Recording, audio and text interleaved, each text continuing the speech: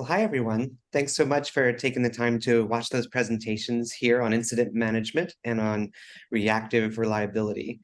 I know it takes a ton of time for each of our speakers to put those together, to practice, to get ready.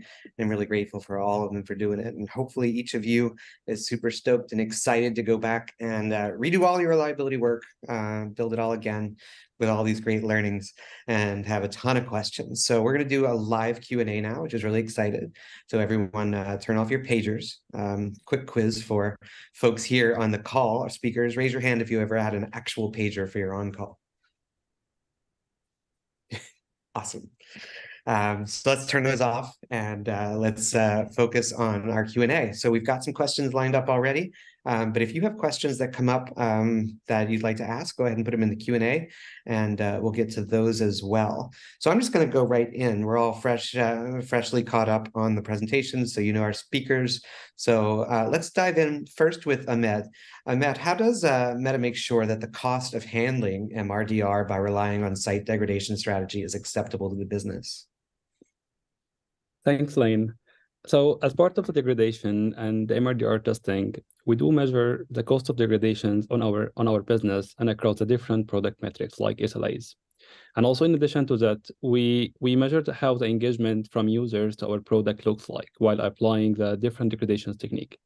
Based on these data, we try to quantify the impact and iterate on it to make sure it's minimal on users as much as possible.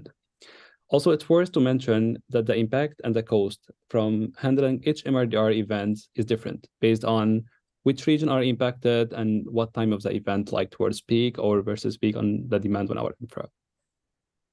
Yeah, I think that makes a ton of sense. And obviously there's some things that you can't even quantify with money, right? I think we know how much people depend on a reliable site. And if they don't feel that it's there, there's a lot of sort of hidden costs that go into it. So thank you so much.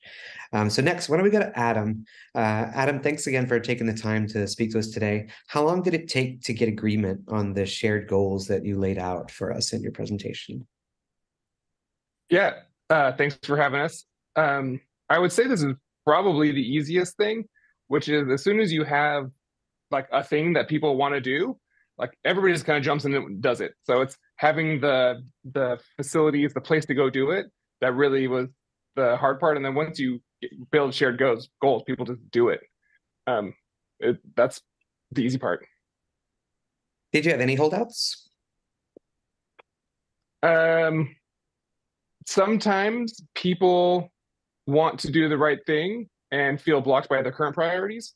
And then you just, as soon as you can say, you get some agreement on, does this thing look more important than this thing? And almost everybody says yes, because everybody understands the fundamental value of reliability. They jump on board. Awesome. I'm glad to hear you're able to align that so well. I think it also goes to the culture that you're working in. So next, why don't we shift over to Anoop from Netflix. Anoop, how did the lack of anti-entropy and dynamite affect your conductor operations? So what we found was the lack of anti-entropy meant that shards, once they get out of sync, would stay out of sync until the node would get replaced. And in the absence of a transactional system that we were using with dynamite, we found that certain shards would have an incorrect number of elements in the sets that we would store within dynamite, within those Redis data structures in dynamite. And that meant that depending on what nodes or like what shards we would get access to during a quorum read, we would sometimes read incorrect data, and which does not match up with the other data structures that we have stored. This meant that the orchestration engine that we would use within Conductor would be unable to make decisions on like what are the next steps to take within a given workflow. And this just meant like we had to build in additional resiliency mechanisms on top of the engine itself to take certain decisions on how a workflow should progress. The complexity of this system kept increasing to a point where it was no longer maintainable. And that's when we decided to like make that migration. Got it. That makes sense. Did you expect that sort of tipping point to happen, and were you just sort of waiting for it, or did it come by surprise? It kind of came by surprise at a point where we did not expect the usage of Conductor to grow to a point where we would be hitting these problems or these issues with dynamite. Dynamite itself is a pretty solid system, and we only hit these problems when the throughput of the system exceeded a certain threshold. And given the provisioning of our dynamite cluster, we were expecting a certain number of use cases, but the popularity of the system within Netflix grew to a point where we were not anticipating this sudden growth in usage. Once we saw the growth in usage, we started effecting changes and we started adding these resiliency procedures, but they could not keep up with the growth in usage. Success can be a double-edged sword. Congratulations on having so much success that you had to fix it. Thank you. Absolutely. Okay, so next, why don't we go to Bassem? Bassem, how do you ensure that critical dependencies don't regress after you've audited them? Obviously, things don't stay static. So, how do you stay on top of that? Hi, yeah, thanks a lot. So this is actually something that we touched upon in our blog post as well. The idea is that we are experimenting with a strategy called vacuum testing. Basically, we put the binary under test in a kind of a sandbox or an isolated environment where it cannot talk to any outside dependency and manually allow list the dependencies that we know about as critical and write some tests. And basically, we expect those tests to pass. If for any reason those tests start failing, this means that basically some kind of a critical dependency was added or leaked in, and we have to debug whether it was expected. And in that case, we manually allow list it, and then the test would pass again, or it's unexpected, and then we start investigating how it ended up leaking into the service. Right. I love seeing that focus on testing and using those tests to sort of flag to you where to focus. Great. Thank you so much. So next, why don't we go to Raghu? Raghu, I wanted to talk about dragons. I am a Dungeons and Dragons nerd, so I'll always talk about dragons. But in this case, when finding dragons that you talked about, are there any others that you encountered during the storm exercises that you'd like to share? Sure. Thank you, Laine. I'm really excited to be here and answer all the questions from the audience. So yes, I'm happy to speak about some of the other dragons that we encountered, since we ran these tests not just once, we ran them multiple times. And one thing I want to emphasize here is that you need to regularly question your assumptions and known knowns, because these are the ones which often end up surprising you and end up pulling the rug underneath you. So in our case, one was where we were extrapolating our scalability from an earlier test. And what is important here is that when you are testing on a larger scale, sometimes the behavior of these workflows can change completely, and not just in terms of scale, but also in terms of their nature. This is often referred to as like recovery cliff or a recovery point. So be mindful about these things and be prepared and anticipate these in advance if possible, and have a very strong pre-mortem in case anything goes wrong.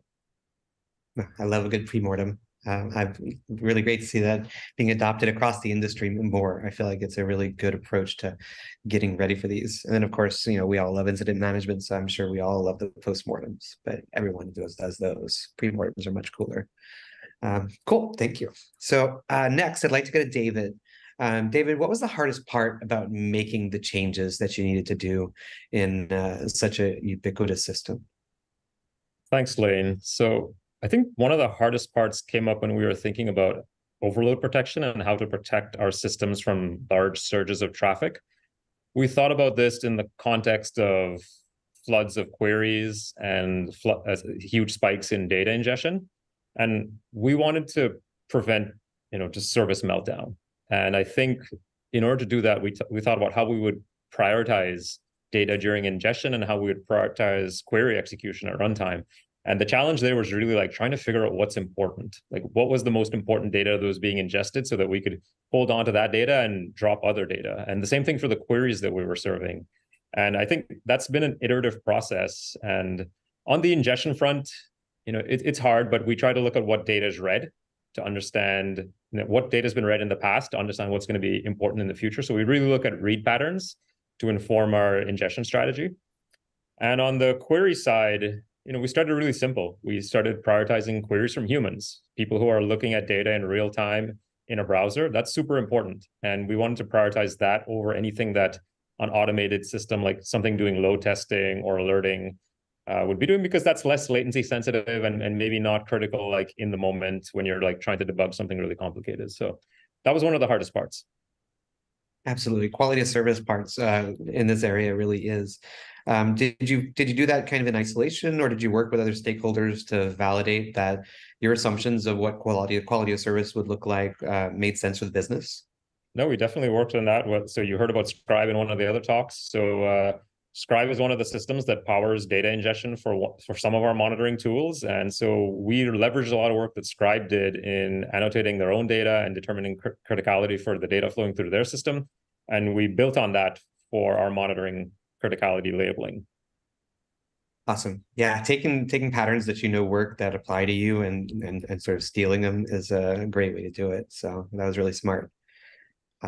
Cool. Okay, so going back to our Netflix guests here, I'd like to go to Keyshore. So Keyshore, how many issues do you run into during your migrations on average? And I know migrations is a fairly vague term, but in general, do you find that your migrations tend to be fairly stable, or do they tend to have some rocky areas that are pretty consistent? Yeah. So when we were starting out 5 years ago or sometime, we were just pushing the code and praying to gods. It's kind of like all mess around. And slowly we started to build these processes and kind of systems that help with that, to kind of evaluate our migrations, rethink our approaches, and so to get to the point of where we only run into a handful of migrations to all the way close to a targeted number of 0 or something. And I think we are pretty close to that in our recent migrations, where we were so happy and so calm when we are rolling out the productions and not worrying about unexpected or unknown breakdowns or something like that. And we realized that this not just applies to the migrations, but the overall system evolutions, in terms of thinking how a certain change in somewhere would impact the overall application lifecycle, or the unaccounted test coverages or unaccounted bugs that we might be introducing, and kind of like taking all of this into account holistically and build solutions that kind of support that. Awesome. So I guess a follow-up question I would ask is, some migrations can have a long tail, and sometimes those can be very long. Do you find that sometimes the long tails can be so long that you have to change your assumptions about what is a safe migration while they're running? Absolutely. Some are simpler, like kind of like switching from A to B, whereas some can be very convoluted, where that is embedding into multiple different client systems or multiple different services within the application. That's where I think we run into issues of documenting everything that will be changing and the impact of that. And that's where we try to be like more careful, and which could go on for months sometimes. And yeah, even in those difficult situations, I think having a belief system, that's something as a core framework that you fall back on, is always helpful. Absolutely. Also, I love that your idea of long tail for migrations is a few months. I wish I lived in that world. That sounds really nice. Thank you. Yuri, I'd love to go to you next, and this question could be a really big one. So let's just sort of explore it and figure it out together. So right now, I guess the question is, is 5 nines your final goal? What would it take to get to 6 nines? And I guess the bigger question would even be, do you want to get to 6 nines? Is there a point where it's not valuable anymore to keep chasing those nines? Sure. Yeah, never say never. But yeah, as of today, we frankly speaking don't see a strong use case where increasing availability from 5 nines to 6 nines would have any material impact. But at the same time, let's try to understand why. With Scribe today, there are two things. First of all, if you're looking at 5 nines versus 6 nines, it's 5 minutes of unavailability versus 30 seconds. And at the same time, current Scribe's guarantee, for strictest use cases, we are providing 10 seconds of latency for P99. So 30 seconds of downtime versus 10 seconds of latency for P99, it's getting very, very close. So with the guarantees that we have today, pushing to 6 nines makes very little real difference. But we are anticipating that we already see use cases where ultra low latency is important. Once we are into those use cases where people want to have sub-second for P99, and those use cases are powering something super critical, this is when we could start talking, but not as of today. And if someone did ask for that, do you have some sense of ideas on how you could get to there? To ultra low latency or 6 nines. Yeah, ultra low latency, we are actively discussing, for example, ML use cases. Obviously, they want to have fresher signals to provide better guarantees, better recommendations within a single session, like while user is browsing or whatnot. But they don't require, frankly speaking, the high availability. For them, having some of data loss or some data delay occasionally is not such a big deal. Cool. And I guess the other thing I always think about when you start getting a system that gets to too many nines is it can often surprise people when it breaks, and then they're not sure what to do. I think in our storm environment, yes, we get many opportunities to definitely do it even with our storms. Cool. Thank you, Yuri. Okay, so let's shift through. We have a few more questions here. Just a reminder, y'all can put in some more questions in the Q&A, and we'd be happy to dig in here as we're got a few more left, but we have plenty of time and would love to hear from the audience. So I'd like to go to David next. So David, what are some of the projects that you evaluated but decided against doing as you were working towards these goals? Great question, Laine. Thanks. So after the 2021 Facebook outage, when we were looking at how our monitoring systems recovered, one of the questions we asked ourselves is, how valuable would it be to have monitoring infrastructure that was totally independent of our internal infra? Like, there's this sort of circular dependency of we're monitoring our infra with tools built on our infra. And maybe it would just make sense to have something that was externally sourced. And we thought about that long and hard. And in the end, we decided not to do it. And the two reasons were, we have so much data in our monitoring systems that cover, billions of time series and petabytes of logs that it was really hard to figure out what we might want to ship offsite to an externally hosted system. And shipping everything offsite meant replicating our monitoring system and basically having two, and that didn't seem feasible either. So trying to pick what we would want ahead of time was just too hard. And we felt that we'd never get it right. We'd always be chasing our tails on that one. And then the second part is we'd end up building a different set of tools and UIs that looked and felt and operated a little bit differently than our internal tools that people were using every day. And to ask someone in the middle of an emergency to just sort of shift to a tool that they don't use regularly, that would be a big lift. And we felt it would slow people down. And a lot of our power users agreed with that. And in fact, the feedback came from some of our power users. So I think at the end of the day, we decided that internally hosted infra was just cost effective and we should make it as reliable as possible. Yeah, I think that makes a ton of sense. And just for the reasons you laid out, though I'm a little disappointed you didn't stand up an Agio system for us out in the wild. I think that could have worked really well. Cool. I see Adam has opinions on that one. So Anoop, let's go back to you. So how did you decide on the switch pattern over migrating data for the data store migration part?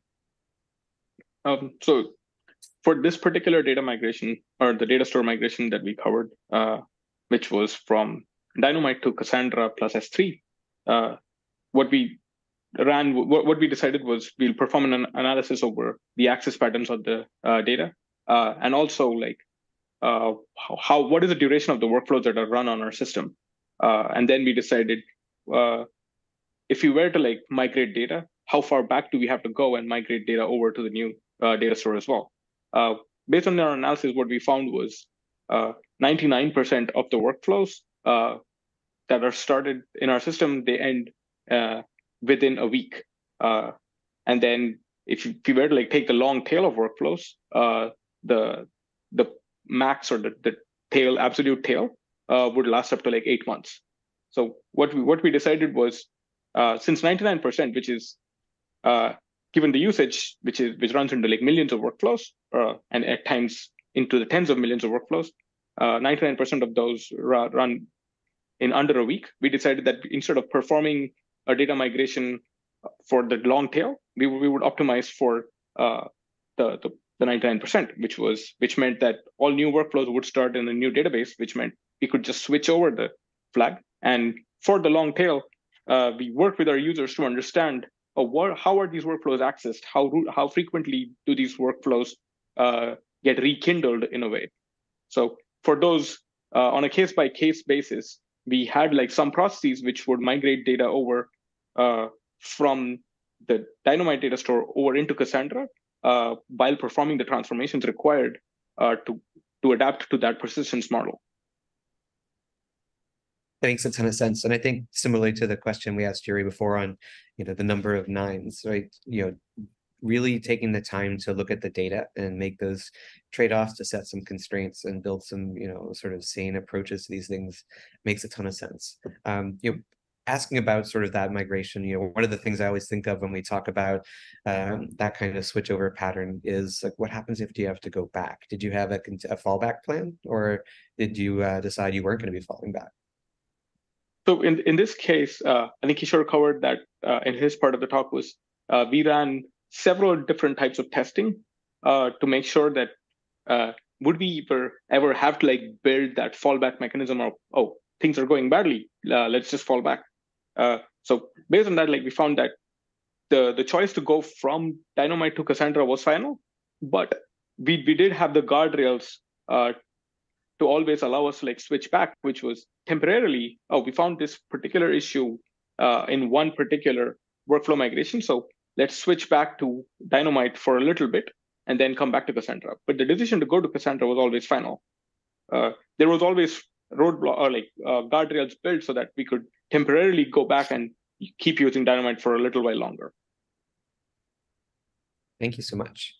And then Tiziano, what trade-offs of efficiency versus reliability did you take on this journey? Thanks, Laine. So for Scribe is designed as a highly multi-tenant system for efficiency reasons, but for critical customer, when the return of investment makes sense, we adopted a completely full isolation strategy from backend to storage to add an additional layer of overload protection from noisy neighbors like across all our setup. Though these are the cost into our system because these isolated tiers tends to be smaller than the production one, and we need to put larger buffers to preserve reliability in the worst case scenario. So that's impacting the cost per unit of throughput. So as we mentioned, like reliability is essentially a multi-layer setup, and like you need to select whatever layer makes sense based on the use case, the cost, and the return of investment that you have in your system. Yeah, absolutely. And this is one of the themes I've heard a lot this time around, is this idea of ROI, like really taking the time to consider why we're doing something, how we're doing it, looking for the right trade-offs. And I've heard this, pretty much for every talk that we've had today. And I think it's going to continue to move forward as we do think about, systems from a perspective of efficiency, in many number of ways, right? That we're going to be asked when we want to work on reliability, when we want to, really, get a couple of extra nines or handle a few edge cases. Is this the right call for our business? And so I love that every one of you are talking about ROI. You're talking about data-driven decision making. I think this is going to be really crucial. So we don't see any questions coming in now, so I think we're going to go ahead and close this out. Again, I really love our theme for today: incident management and reactive side. Obviously, we want to be proactive wherever possible, but things are going to break always. As long as we have humans in the systems, we're going to find failures in the systems, and so this is an exciting space for me. I love hearing what you're all doing, seeing what you're all doing, and appreciate you taking the time to talk about it and to dive a little more deeply. So we're going to take a break now. Everyone hydrate, turn your pagers back on, get some food, take the dog out for a walk. And then we're going to talk about that proactive theme when we come back. And at that point, you will no longer see me. I appreciate you walking through this with me. We'll be with Marina Fisher, who'll be your host for that second half. So thanks again.